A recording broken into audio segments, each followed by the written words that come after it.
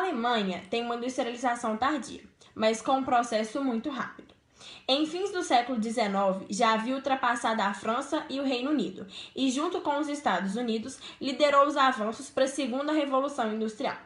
Esse crescimento foi grande parte devido à unificação político-territorial, que tornou a Alemanha não só um único Estado, mas também um único mercado, obtendo a instituição de uma única moeda, a criação de um mercado interno e de novas leis. Os banqueiros concentravam capital e passaram a investir cada vez mais em indústrias quase na fronteira com os Países Baixos, aonde se encontravam os rios Rum e Reno, devido à facilidade de transporte e disponibilidade de carvão mineral. A Alemanha foi ganhando mão de obra porque a população que residia no campo foi indo para as cidades, aumentando o trabalho assalariado e o mercado consumidor. Devo lembrar que a França, após perder a guerra de 1871, foi obrigada a pagar uma grande indenização à Alemanha e também a ceder as províncias da Alsácia e da Lorena, ricas em carvão e minério de ferro. A Alemanha deparou-se com vários problemas para sustentar o seu processo de industrialização. Com a derrota na Primeira Guerra Mundial, os vitoriosos impuseram várias sanções através do Tratado de Versalhes, como pagar indenizações, restrições em termos militares e perdas territoriais, sendo que a Alemanha teve de devolver as províncias de Alsácia e Lorena. Em consequência desse tratado, a Alemanha caiu em crise econômica e social, que criou as condições necessárias para o Terceiro Reinado, com Adolf Hitler no poder, em 1933. Com a influência nazista, o país procurou conquistar territórios que eram considerados vitais para a expansão econômica. O resultado dessa busca de territórios foi a derrota na Segunda Guerra Mundial.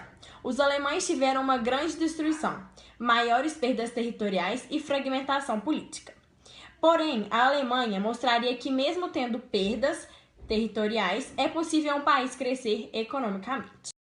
Baviera é um centro industrial antigo que, com o tempo, se tornou o mais importante parque tecnológico da Alemanha, onde se encontram empresas de alta tecnologia dos setores eletrônicos, de tecnologia de informação, automobilístico, de biotecnologia e aeroespacial.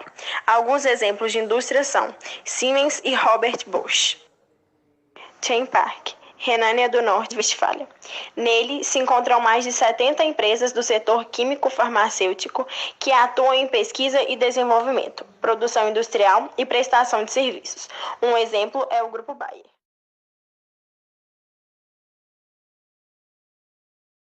O Japão permaneceu isolado do mundo exterior do século XVII ao século XIX. Em 1639, o país iniciou um período de reclusão chamado Sakoku, palavra que significa país fechado. A partir de então, os estrangeiros foram proibidos de entrar no país e os japoneses de sair. Houve apenas uma exceção, que foram as trocas feitas com holandeses, que mantinham um entreposto comercial na cidade de Nagasaki. Quando os norte-americanos aportaram no Japão em 1853, pondo fim ao isolamento do país, encontraram um país ainda feudal e defasado economicamente em relação ao mundo ocidental. Tentando realizar seu projeto geopolítico de controle dos oceanos, os norte-americanos forçaram a abertura do Japão através do Tratado de Kanagawa, assinado em 1854. Essa abertura acelerou a desintegração do sistema feudal japonês. O Japão é um país com pouquíssimas terras agrícolas, que não oferecia condições para o cultivo dos cobiçados produtos tropicais da época do mercantilismo. Tem um subsolo extremamente pobre em minérios e em combustíveis fósseis. No final do século XIX, quando os Estados Unidos emergiram como potência e se lançaram em busca de pontos estratégicos dos oceanos Pacífico e Atlântico, o Japão subitamente se tornou um país muito importante. Mas nesse momento, sua elite já tinha definido claramente seus interesses, que sem sombra de dúvidas se chocavam com os interesses estrangeiros. A partir de então, os japoneses empenham-se em viabilizar seu processo de industrialização por meio da intervenção do Estado na economia e do militarismo. Assim como a Alemanha e a Itália, o Japão é um país de capitalismo e imperialismo tardio. E uma aliança entre esses três países foi apenas uma questão de tempo. Isso aconteceu no contexto da Segunda Guerra Mundial, quando se formou o eixo Roma, Berlim e Tóquio. Aos japoneses era muito interessante o domínio de territórios na Ásia que pudesse viabilizar sua expansão econômica. processo de industrialização do Japão só ocorreu efetivamente após 1868, ano que marcou a restauração do império, o fim do shogunato e a ascensão do imperador Mitsuhito.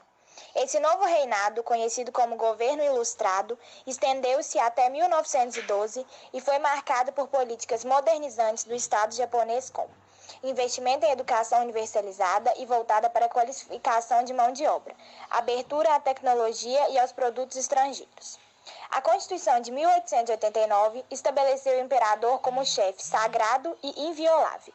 Atuando em praticamente todos os setores industriais, além do comércio e das finanças, foram incorporando indústrias menores, incluindo as fábricas construídas pelo Estado e se transformaram em grandes conglomerados.